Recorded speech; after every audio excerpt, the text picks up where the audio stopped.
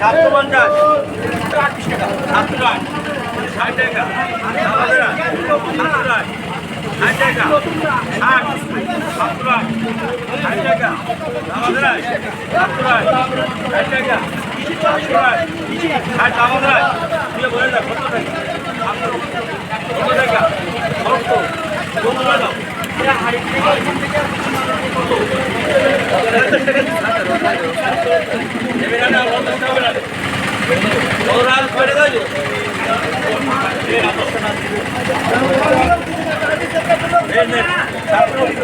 কত টাকা 70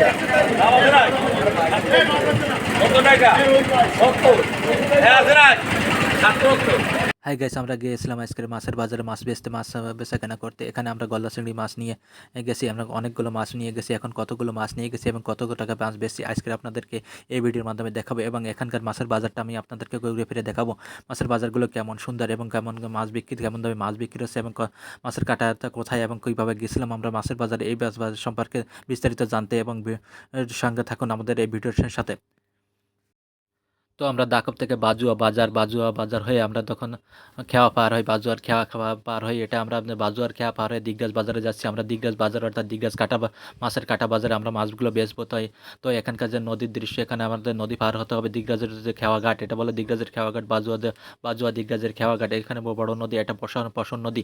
এই পশন নদীতে অনেক ইলিশ মাছ ধরা হয়। এখানে বড় বড় মাছ, এখানে মংলা সমুদ্র পট, এখান থেকে বেশ কিছুটা দূরে এখান থেকে মংলা বন্দর দেখা যায়। মংলা বন্দরের কাছাকাছি দিগরাজ খেওয়াঘাট থেকে আমরা সহজেই মংলা বন্দরে পৌঁছানো যায়। এখান থেকে দিগরাজ পার হলে মংলা যেতে খুব সুবিধা হয়।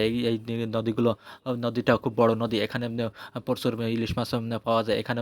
তো বাজুয়া থেকে খেওয়াটি ছাড়ার পরে আমরা নদীর যে দৃশ্যগুলো ধারণ করার চেষ্টা করতেছি। বিভিন্ন জায়গায় ওপারে বিভিন্ন যে নৌযানগুলো আছে, সেই নৌযানগুলো অর্থাৎ কোস্টগার্ডের যে নৌযানগুলো, এখানে প্রচুর নৌযান থাকে। কোস্টগার্ড ওপারে কোস্টগার্ডের যে আবাসিক অবস্থান, তারা ওখানে অবস্থান করে। কোস্টগার্ডের বিভিন্ন যে নৌযানগুলো এখানে দেখা যায় এবং এখানে নদীতে যে প্রচুর ইলিশে মাছের জাল পড়েছে, সেটা আমি আপনাদেরকে দেখানোর চেষ্টা করতেছি। নদীতে দেখুন, এখানে আপনাদেরকে নৌকা ইলিশ মাছের জাল ধরেছে। সেই ইলিশ মাছের মোটামুটি ইলিশ মাছ এখানে বেশ ইলিশ পড়ে, তবে এবছর তুলনামূলকভাবে কম পড়তেছে। খেওয়াটি ইলিশ মাছের নৌকার পাশ দিয়ে যাওয়ার সময় এই ভিডিওটি আমি ধারণ করেছি। এখানে একটা ইলিশ আমরা দেখতে পাবেন। এখানে একটা ইলিশ হবে, এখানে আপনাদেরকে একটা ইলিশ পড়ছে। এখানে এই জালে একটা ইলিশ পড়ছে, আপনারা দেখুন ওইখানে কর্নারে একটা ইলিশ পড়ছে। এখানে ওই যে একটা ইলিশ পড়ছে এখানে কিন্তু। তো যতটুকু দেখানোর চেষ্টা করলাম, এটা এই নদীতে কিন্তু পশরের নদী বলে, এটা পশরের নদী, কিন্তু প্রচুর ইলিশ পড়ে এখানে। এপারে কিন্তু কোস্টগার্ডের ক্যাম্প আছে। কোস্টগার্ডের ক্যাম্পগুলো, এখানে অনেক নৌযান থাকে, এখানে প্রচুর পরিমাণে নৌযান থাকে এবং সন্ধ্যার পরে এখানে দৃশ্যগুলো আরও সুন্দর দেখা যায়। প্রচুর নদীর দুই সাইডে কিন্তু সন্ধ্যার যে আলোকসজ্জা এখানে দেখা যায়। এখানে অনেক সৌন্দর্য নদের দৃশ্য কিন্তু ভীষণ সৌন্দর্য মণ্ডিত হয়ে ওঠে। এখানে আপনারা যারা সন্ধ্যায় কখনো যদি বেড়াতে আসেন, তখন আপনারা দেখবেন নদের সৌন্দর্য খুবই সুন্দর এবং প্রকৃতির জন্য একটা আপনার বিশাল সৌন্দর্য এখানে দেখা যায়। তো এখানে এখানে এখানে এই নদীতে আবার সাগর থেকে যে ট্রলারগুলো এই নদী দিয়ে ওঠানামা করে। এখানে যে সাগরের যে মাছের ট্রলারগুলো, এই দেখুন আপনারা বড় একটা ট্রলার গেলে এই নদী দিয়ে ওঠানামা করে।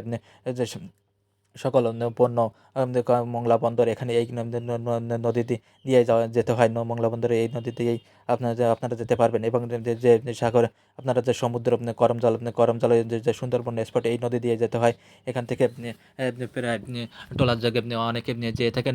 বাজুয়া থেকে ট্রলার যোগে কিংবা মংলা বন্দর থেকে, মংলার কাছ থেকে ট্রলার যোগে সমুদ্রে বা করমজলে যে সুন্দরবনের দৃশ্য দেখতে যায়। তো আমরা প্রায় নদীর কাছাকাছি আপনার দিগরাজের পার থেকে আমরা নসিমনে উঠলাম। নসিমনে মাছগুলো নিয়ে আমরা উঠলাম। নসিমনে মাছগুলো নিয়ে এখান থেকে প্রায় দিগরাজে আপনারা শুধু একটা মানুষের ভাড়া নেয় 10 টাকা, ভাড়া 10 টাকা নেয়। এখান থেকে আমরা দিগরাজ ছাড়াও আমরা দিগরাজ থেকে একটু আর দূরে যাবো, যেহেতু দিগরাজ মাছের কাটার বাজারে মাছের কাটায় যাবো। এখানে সেজন্য আমরা নসিমনে করে রওনা হলাম। এখানে নসিমন করে রওনা হওয়ার সময় আপনাদের কিছু দৃশ্য দেখাবে। এখানে যে কোস্টগার্ডের যে অবস্থান আছে। এখানে কোস্ট গার্ডের ডান পাশ থেকে রাস্তার এখানে বেশিরভাগ এলাকা জুড়ে কোস্ট গার্ডের অবস্থান। এখানে কোস্ট গার্ডের আপনি অর্থাৎ নৌযানগুলো এখানে অবস্থান করে। এখানে কোস্ট গার্ডের যে আবাসিক স্থল, এখানে তাদের যে ক্যাম্প, সেখানে সেইগুলো ক্যাম্পের এরিয়া এখান থেকে শুরু হয়েছে এবং এগুলো এবং বড় এরিয়া নিয়ে এই ক্যাম্পগুলো, তাদের ক্যাম্পগুলো অবস্থান। এখানে যে সাধারণত আপনার বেশিরভাগ রাস্তায় আপনি নসিমনে চলাচল করতে হয়, কিংবা ভ্যানেও চলাচল করা যায়। তবে আপনারা যেটা সুবিধা, সেটা সুবিধা মতো চলাচল করবেন।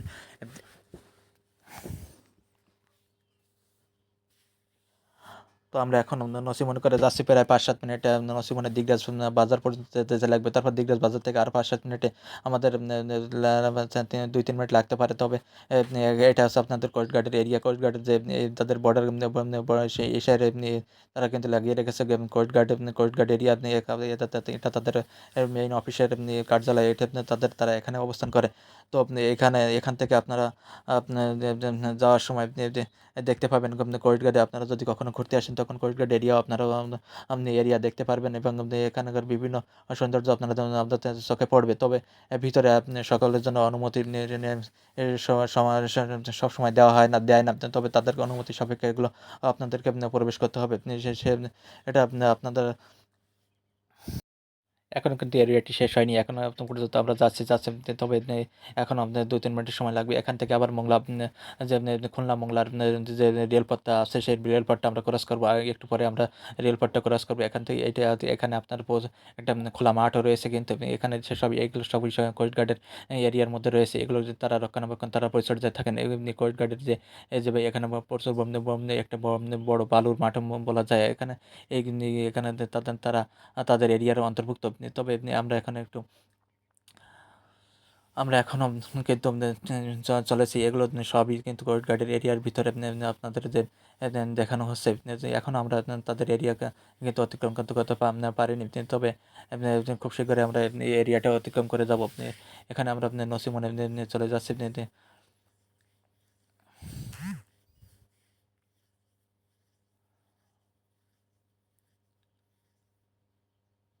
এই হলো আপনার কোস্ট গার্ডের এরিয়ার এখানে শেষ হয়েছে। এখান থেকে এই পর্যন্ত শেষ হয়েছে কোস্ট গার্ডের এই এরিয়া। তবে এখানে একটা পুষ্কিনিতে মা তার বাচ্চাকে সাঁতার কাটা শেখাচ্ছে, সেই দৃশ্যটি ধরার চেষ্টা করলাম। এখানে দৃশ্যটি দেখুন। আপনারা যারা ছোটবেলায় মা বাবার কাছে সাঁতার কাটা শিখেছেন, তারা আপনাদের এই স্মৃতিটি মনে করিয়ে দেবে। এখানে দেখুন একটা বাচ্চাটি সাঁতার কাটা শিখতেছে কিভাবে। আমরা সকলে এভাবে ছোটবেলায় সাঁতার কাটা শিখেছি। তো এভাবে মা বাবা আমাদেরকে সাঁতার কাটা শিখিয়ে থাকেন।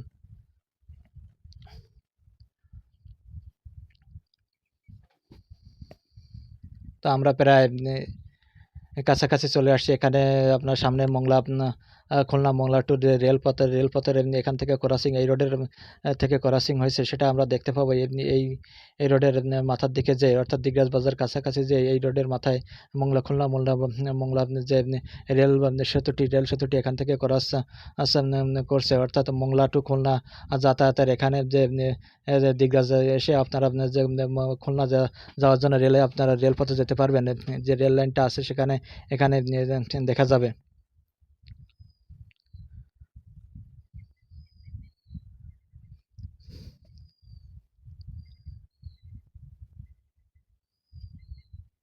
তো রেল লাইনের কাছাকাছি এসে গেছি। এখান থেকে এবার আমরা রেল লাইনটা ক্রস করবো। রেল লাইনটা দেখুন। এখানে এই যে রেল লাইন, সেই রেল লাইন, এই যে Khulna to Mongla rail line, এখানে দিগরাজের বাজারের এই পাশ থেকে এই লাইনটা চলে গেছে। অর্থাৎ এখানে এটা সরাসরি মোংলা থেকে মোংলা টু খুলনা যে রেল লাইনের পথে, এটা যে সম্প্রতি যে এবছর চালু হয়েছে, সেই Khulna Mongla to rail line এটা। আপনারা এখান থেকে যে খুলনায় যেতে পারবেন সহজে।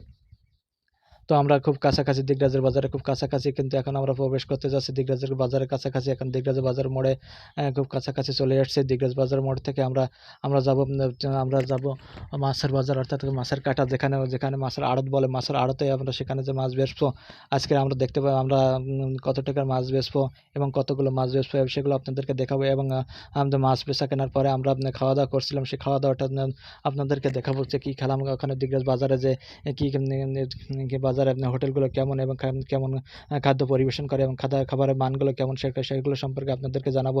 তো এখানে এইটা আছে দিগরাজের নসিমনের, অর্থাৎ দিগরাজের নসিমনের এখানে স্ট্যান্ডার্ড, এটা স্ট্যান্ডার্ড, অর্থাৎ আপনার এখানে 10 টাকার ভাড়া এই পর্যন্ত। অর্থাৎ আপনি এখান থেকে এই যে দিগরাজ থেকে বাজুয়া যেতে আপনার এই পথে যেতে হবে। এখানে আবার রাস্তায় কিছু কাজ করতেছে, এখানে ঢালাইয়ের কাজ চলতেছে। তো আমরা আরেকটু সামনে যাব, যেহেতু আমরা খুলনার দিকে যাব, আমরা মোংলার দিকে যাব না, আমরা খুলনার দিকে আরেকটা খুলনার দিকে যেতে, অর্থাৎ এখান থেকে আর 2-3 মিনিটে নসিমন চালালে এখান থেকে চলে যেতে পারবো সেখানে আমরা। তো এখানে এটা আছে দিগরাজ বাজার, এটা বলে দিগরাজ বাজার। এপাশে বাম পাশে হোটেল, বিভিন্ন কিছু হোটেল আছে, বিভিন্ন রেস্তোরাঁ, এবং এ হচ্ছে কিছু মাছের বাজারও আছে। কিন্তু এখানে মাছের সকাল বিকাল মাছও বিক্রি পাওয়া যায় সহজে। এখানে বেশ অনেক ধরনের মাছ বিক্রি হয়, যেহেতু এখানে কোস্টগার্ড, বিভিন্ন বড় বড় কোম্পানি এইসব এলাকায় থাকে, সেহেতু এখানে মাছের বাজার, মাছ এবং এই এলাকাকে ঘের এলাকা, তো সেহেতু এখানে মাছের বাজার, মাছও একটু সহজলভ্য। এখানে আপনি সহজে এসে মাছ কিনতে পারবেন। তবে আমরা এখন আমরা আরো সামনের দিকে যাব। এখানে যেহেতু আমাদের গন্তব্য আছে মাছের কাটা, সেই মাছের কাটার বাজারে যে আমরা মাছ বিক্রি করব, মাছগুলো বিক্রি করে আমরা মাছগুলো বিক্রি করে কাটায়, মাছগুলো সামনে বিক্রি না করতে পারলে আমরা আপনি বুঝতে পারতেছেন না মাছগুলো কত টাকা কীভাবে বিক্রি করতে পারতেছে। তো আমাদের চিন্তা হচ্ছে আজকে মাছের বাজার কেমন হবে। মাছের বাজার যদি ভালো হয় তাহলে তো আমাদের লাভটা একটু বেশি হবে। তবে মাছের বাজারটা কেমন হবে সেটাও একটা বিষয়। এই মাছের বাজারগুলো সবসময় সব দিন সমান থাকে না। তবে আজকে মাছের বাজারটা কেমন আছে, গলদার বাজারটা কেমন আছে, গলদা চিংড়ি, আমরা যেহেতু গলদা চিংড়ি নিয়ে যাচ্ছি, গলদা চিংড়িগুলো কেমন দামে বিক্রি হবে এবং গলদা চিংড়ি কেমন দামে, এবং আমাদের মাছগুলো একটি অ্যাভারেজ মাছ, অর্থাৎ ছোটো মাছ আছে। আমি আপনাদেরকে মাছগুলো দেখাবো, এখনো পর্যন্ত মাছগুলো দেখাইনি, তবে আপনাদেরকে মাছগুলো দেখাবো। মাছগুলো কেমন দামে বিক্রি হচ্ছে।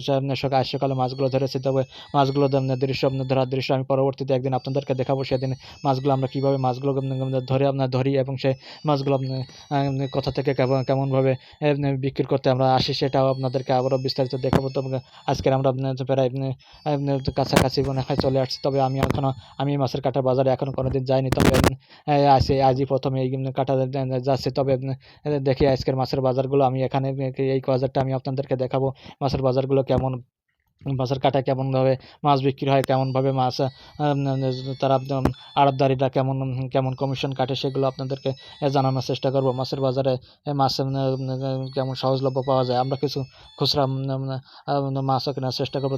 যদি খাওয়ার মাছ পাই তাহলে সেগুলো কেনার চেষ্টা করবো, যেহেতু খাওয়ার জন্য কিছু মাছের প্রয়োজন। তবে আমরা এখানে কিন্তু পাথর ভাঙতেছে, পাথর ভেঙে গুঁড়ো করতেছে, যেহেতু ওখানে আমরা দেখলাম যে রাস্তায় কাজ চলতেছে, সেই রাস্তার কাজের জন্য কিন্তু এই পাথরগুলো ডান পাশে রাখা হচ্ছে, সেগুলো ভেঙে এগুলো কাজ করতেছে। তো আমরা কিন্তু বেশ দ্রুত এই নসিমনটা গাড়ি চলতেছে, বেশ সময় বেশ কিছুটা পথ বটে। এখানে দিগরাজ বাজার থেকে আমার মনে হলো 3 কিলো 2.5 কিলো 2.5 কিলো পথ হবে হয়তো। তবে 2.5 কিলো 2 কিলো পথ এরকম হতে পারে।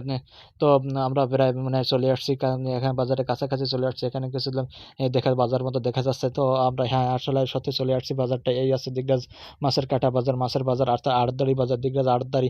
এখানে মাছ বেচা কেনা হয়। এখান থেকে মানুষ পাইকারি ও খুচরা দামে মাছ বিক্রি কেনা বেচা করে। এখানে তো অবশ্যই আমরা আমাদের গন্তব্যে চলে আসছি। আমরা যদি এই আড়তে আমরা এখন মাছ নামাবো। মাছ নামাগুলোর সাথে আমাদের মাছগুলো সাথে বিক্রি হয়ে গেছিলো।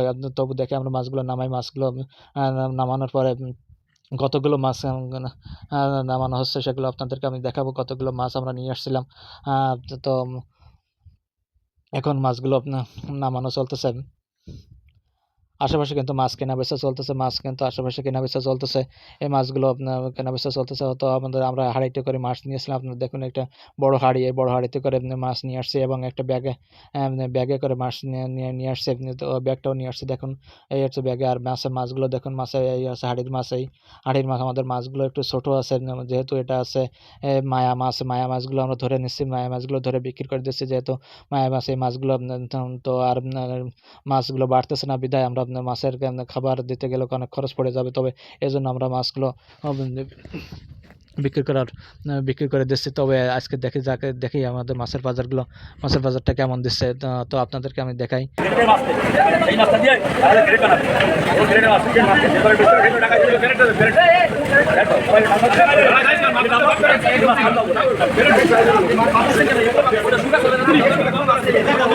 আলাদা ব্যাস করে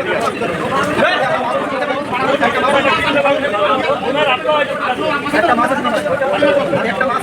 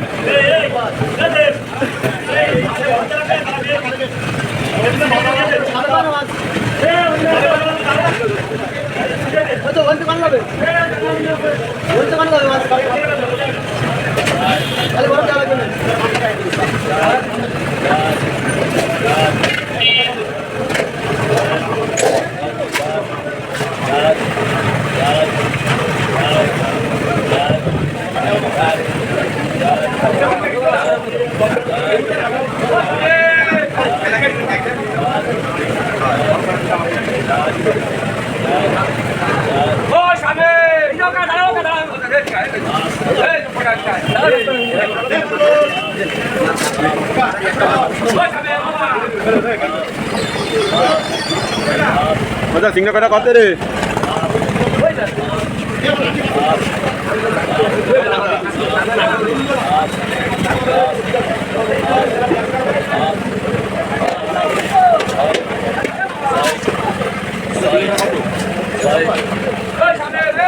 বাবাই মাছ করে মাইতে আসি না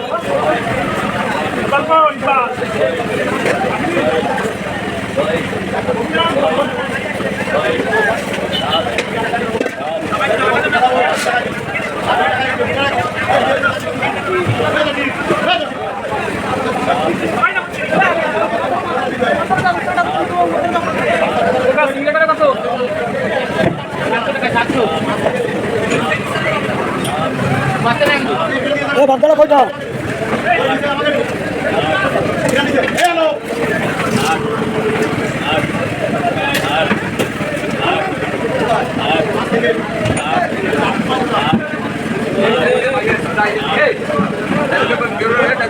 ক্ষমতা দিন না কেন আপনি ক্ষমতা রাইস কেন কোনটা দিতে হয় শোর বাচ্চারা যে তুমি মাছটা নেবে না মাঝে তো ক্ষমতা তো তোমার কারে বাটা থাকা নাকি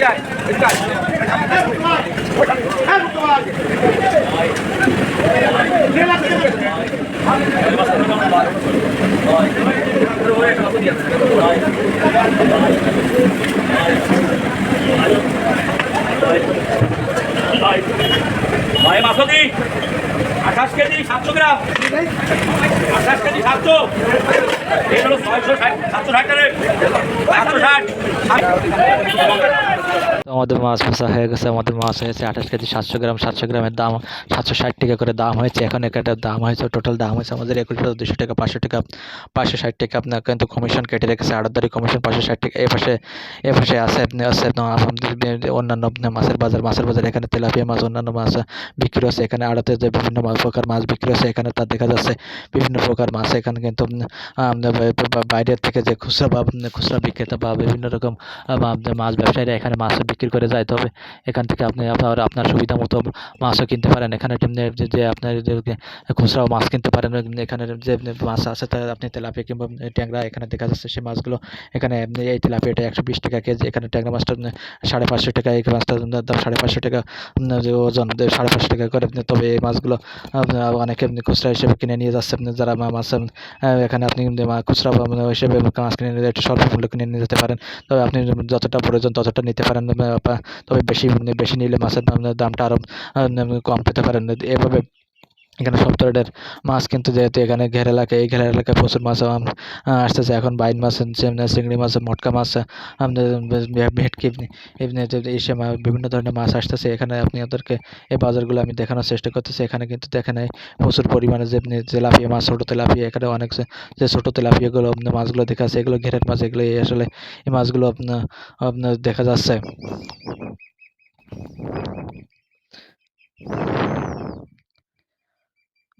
তো এখানে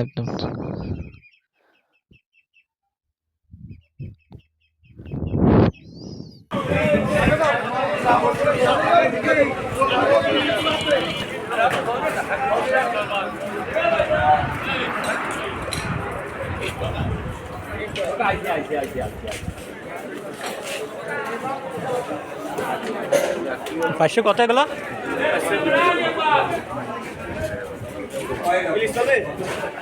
এগুলো কত টাকা? 600 700।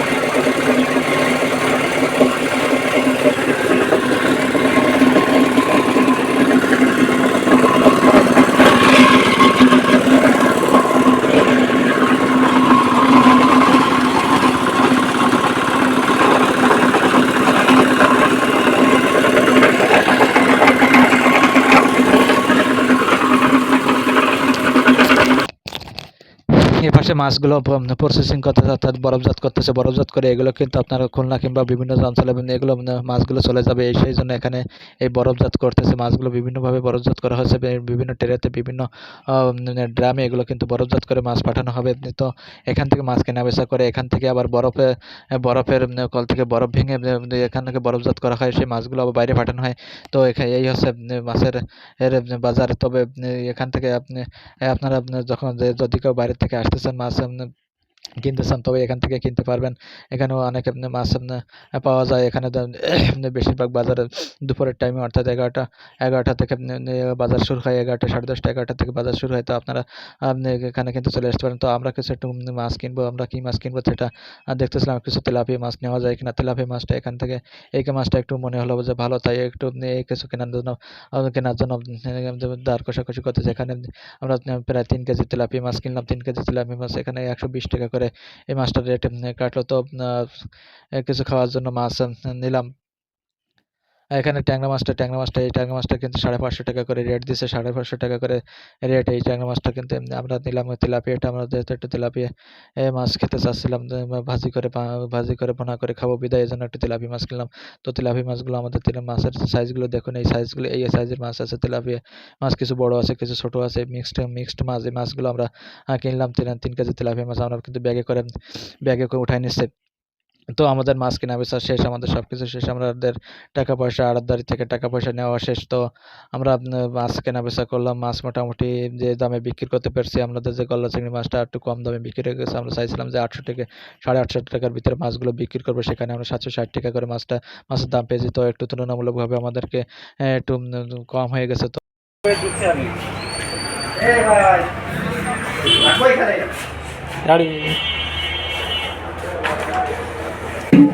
দুপুরে খাওয়ার জন্য আমরা হোটেল প্রবেশ করলাম। হোটেলে এখানে একটা ভোজন বিলাস হোটেল অ্যান্ড রেস্টুরেন্ট, ভোজন বিলাস হোটেল দিগরাজ বাজারের মেইন রোডের পাশে। এটা এই হোটেলটা আপনি দিগরাজ বাজার মেইন রোডের পাশে আপনারা আসলে এই হোটেলে আসলে খেয়ে দেখতে পারবেন। আমরা যেহেতু নতুন আসলাম তো আমরা দেখে নিই এখানে কী কী রান্না আছে।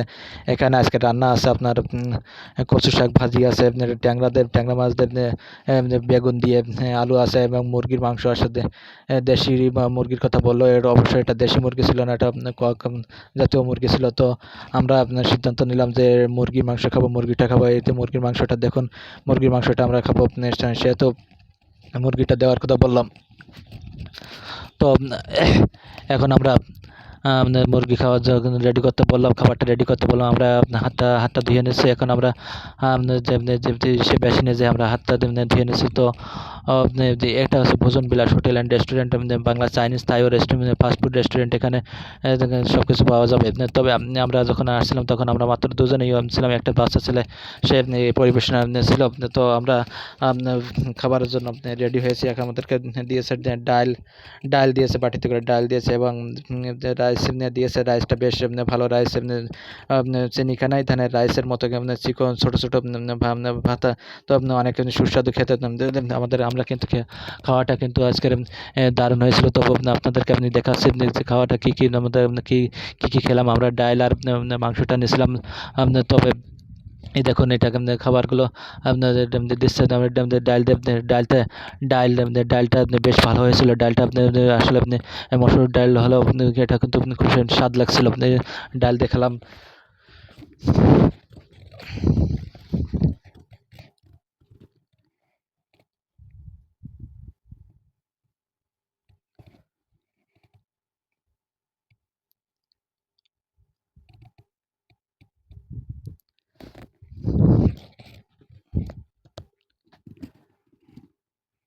তো ডাল দিয়ে ভাত বেশ ভালোই লাগতেছে, খাওয়াটা কিন্তু বেশ মজাদার হচ্ছে। দুপুরের বেলায় আমরা যেখানে হোটেলে কোথাও গেলে হোটেলে আমরা কিন্তু খাওয়া অভ্যাস আছে। প্রায় প্রতি হোটেলে আমরা খেয়ে থাকি। হোটেল না খেয়ে আমরা কোথাও থেকে আসি না। অর্থাৎ আমরা যেখানে যাই দুপুরে কিংবা যে কোনো জায়গায় গেলে আমরা যে কোনো জায়গায় হোটেলটা আগে দেখি। খাওয়াটা ভাত ছাড়া কোনো কথাই হয় না। ভাতটা খুব বেশি খেতে পছন্দ করি, যেহেতু ভাত খেলে অন্তত শরীরটা অন্তত ভালো থাকে। তাই অন্য খাবারের থেকে আমরা ভাতের প্রতি বেশি নজর রাখি। দুপুর কিংবা রাত্রে যে কোনো জায়গায় আমরা এই জন্য ভাত খাওয়ার প্রতি একটু নজর রাখি। তবে ডালটা লেগেছে ভালো, তাই ডালটা একটু বেশি করেই খাওয়া পড়তেছে। তো তারপরেও মুরগিটা এখন এসে পারেনি বিধায় আমরা দেরি করতেছে বিধায় ডাল দিয়ে খাওয়া শুরু করেছি। ডাল প্রায় খাওয়া এক প্রকার বেশ ভাত খেয়ে ফেলেছি। 1 প্লেট ভাত প্রায় ডাল দিয়েই খাওয়া কমপ্লিট। তবে ভাত আরও নিব, ভাত নিব এবং মাংস দেখাবো। তো এখনও কিন্তু আমাদের মাংসটা এসে পারেনি।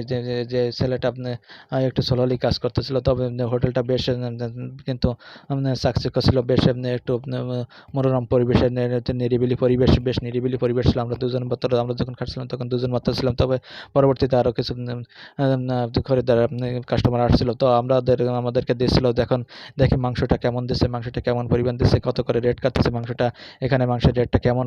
তো আমাদের মাংস তখন দিচ্ছিল তখন মাংসটাও কিন্তু রেট এখানে বেশ। এই যে মাংসটা ছিল এটা রেট ছিল 140 টাকা করে রেট কাটছিল। তো এখন দেখি কি মাংসটা, হ্যাঁ দিছে মাংসটা। এখানে এসে যে মাংসটা দিছে, এই যে বাটিতে করে মাংস দিছে। তো এটা আছে মুরগির মাংস। এটা মুরগির মাংস। ডালটা তো বেশ, ডালটা দেবে খাওয়াই হয়ে গেছে ভাত প্রায়। তবে এখন আমার আবার ভাত নিব, ভাত নিয়ে আবার মাংস দিয়ে ভাতটা খাবো। তো দেখুন খাওয়াটা দেখুন। এই যে আমরা দুজন কিন্তু এখানে হোটেলে খাচ্ছি। তো আমাদের হোটেলে বিল কিন্তু আমাদের দুজনের বিল কত আসছিল আমি আপনাদেরকে জানাবো। তবে আপনারা এখানে যদি কখনো দিগরাজ বাজারে এসে থাকেন, দিগরাজ বাজারে খাওয়ার জন্য এখানে এই হোটেলটাতে আমরা যে হোটেলটাতে আসলাম সেই হোটেলটাতে কিন্তু খাওয়াটা বেশ খাবারটা কিন্তু সুস্বাদু ছিল। আমরা ভাবছিলাম যে খাবারটা কেমন হবে, খাওয়াটা মজা হবে কিনা, খেতে মজা হবে কিনা সেটা নিয়ে আমাদের শঙ্কা ছিল। কারণ আমরা যেখানে যে খাবারটা একটু সুস্বাদু বা রান্নাটা ভালো না হলে আমাদের ভালো লাগে না। কারণ রান্নার স্বাদটাই আসল, রান্নার স্বাদটা যদি একটু ঝাল ঝাল না থাকে তাহলে কিন্তু খেতে মজা লাগে না। তো মাংস কিংবা অন্যান্য কিছু খাবার খেতে গেলে যদি এমনি যদি শুধু তেল দেন, তেল বা অন্য শুধু চর্বি থাকে, শুধু শুধু খেতে ইচ্ছা করে না, একটু ঝাল ঝাল হবে, খেতে একটু দারুণ হবে এমন খাবার খেতে পছন্দ করি। তবে এর জন্য রান্নাটা আমাদের ভালো হওয়া চাই, তরি তরকারিটা একটু খাবারটা ভালো হওয়া চাই। তো সেইভাবেই আমাদের খাবারটা পেয়েছি। আমাদের খাবারটা আজকের দুপুরের খাবারটা বেশ মজাই হয়েছে। দুপুরের খাবারটা বেশ মজা পেয়েছি। ডালটা বেশ মজা হয়েছে, ডালের সাথে মাংসটাও আমাদেরকে খুব ভালো লেগেছে। ভাতটাও বেশ সুন্দর ভাত পেয়েছি। তো এরকম ভাতের সচরাচর আমরা পাই না, তবে এই ভাতটা খুব সুন্দর ভাত, ছোট মিহি ভাত, চিনি কানাই ধানের চালের ভাতের মতো লাগলো, কিন্তু লাগলো এটা অনেক ছোট মিহি ভাত, সুন্দর লাগেছে খেতে। তবে মাংসটা খুব সুন্দর সুস্বাদু হয়েছে। মাংসটা একটু যদি আরও দেশি মুরগি হতো, এক নম্বর দেশি মুরগি পেলে আমাদের জন্য আরও ভালো হতো, খেতে কিন্তু দারুণ মজা হতো। যেহেতু মুরগি ছাড়া অন্য মাংস খাবো না, সেহেতু অন্য মাংসের কথা সে আমার বলতে যায়নি। তো মুরগির মাংস দিয়ে বেশ ভালোই লাগতেছিল খেতে। এই খাওয়াটা দারুণ হয়েছে। এখানে আপনারা যদি কেউ এসে থাকেন ভোজন বিলাস এই রেস্টুরেন্টে আপনারা এসে খেয়ে দেখতে পারেন। এখানে আমাদের খাবারটাও বেশ একটু মূল্যটা কমই মনে হলো। তবে আপনি এখানে বাইরে অন্য কোথাও কেমন দাম আছে জানি না, তবে এখানটার পরিবেশ অনুসারে বেশ খাবারটা বেশ ভালোই লাগছে। আমরা খাবারটা খেয়ে শেষ করবো। খাবারটা খেতে কিন্তু দারুণ লাগতেছে। আপনারাও খাবেন, আপনারা আসবেন, যদি আসেন এখানে খাবেন। তো খাবারে এই মুরগিটা খেলাম, আরও ভাতও কিছু ভাত নিলাম। ভাত আমাদেরকে তো পরে দুটো করে আবার হাফ ভাত নিলাম। ভাত কারণ যেহেতু ডালতে আমরা প্রথম প্লেটে ভাত খেয়ে ফেলেছি, সেহেতু মাংস দিয়ে আরও একটু ভাত খাওয়ার প্রয়োজন, সেহেতু ভাতটা আমাদের দরকার। আমাদের দুপুরে খাবারে দুপুরে একটু বেশি লাগে। তো দুপুরে খাবার জন্য আমরা একটু বেশি খেয়ে থেকে আমরা প্রথমে চিন্তা ভাবনা করছিলাম যে আমরা বাসায় যে মুরগি খাবো, কিন্তু মুরগিটা বাসায় যে কিনে খেতে গেলে অনেকটা দেরি হয়ে যাবে। সেটা দেরি হলে আমাদের খিদে লেগে যাবে, ক্ষুধা সহ্য করে পারা যাবে না। এর জন্য আমরা চাচ্ছিলাম যে দিগরাজ বাজার থেকে খেয়ে যাই। আবার দিগরাজ বাজারে আমরা কখনো এসে হোটেলে খাওয়া দাওয়া করিনি, এর জন্য আমরা দিগরাজ বাজারে খেয়ে যাবো। যেহেতু আমরা বাজারে যেও খেতে পারতাম, বাজারে গেলে আমরা আর একটু কমের ভিতরে খেতে পারতাম। তো আমরা দেখলাম যে দিগরাজ বাজারে এসে খেয়ে যাই। দিগরাজ বাজার হোটেল গেলে কেমন, এখানকার হোটেলের পরিবেশটা কেমন, এবং এখানকার খাওয়ার মেনুটা কেমন, খাবারের দামগুলো কেমন, সেটাও আমরা জানতে পারবো। যেহেতু আমরা প্রত্যেকে যেখানে যাই সেখানে একটু খাবার একটু খেতে পছন্দ করি, বিশেষ করে হোটেলে আমরা খেতে পছন্দ করি। তো আমরা এই জন্য হোটেলে খেয়ে নিচ্ছি। হোটেলে খাওয়ার পর আমরা সামনে সোজা চলে যাব, কারণ খাওয়া দাওয়া হয়ে গেলে আমাদের আর কোনো কাজ থাকবে না। দিগরাজে আমাদের আর কোনো কাজ নেই।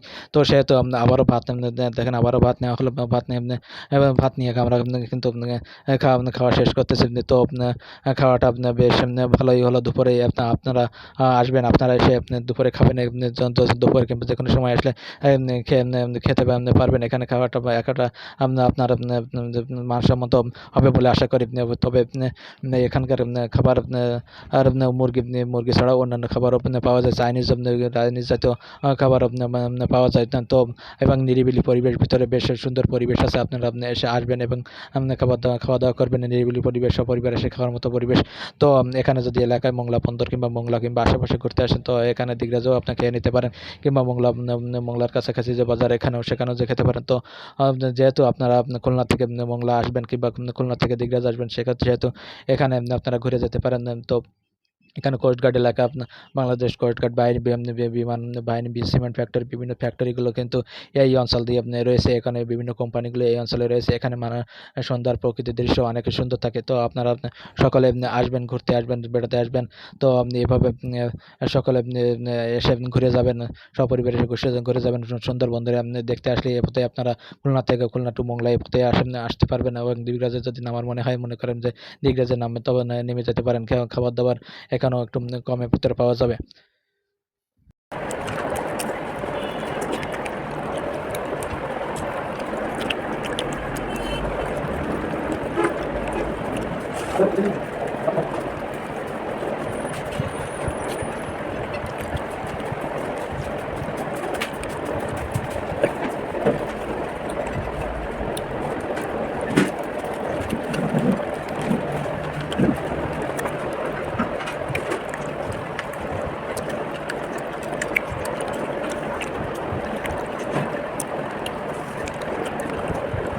Jadi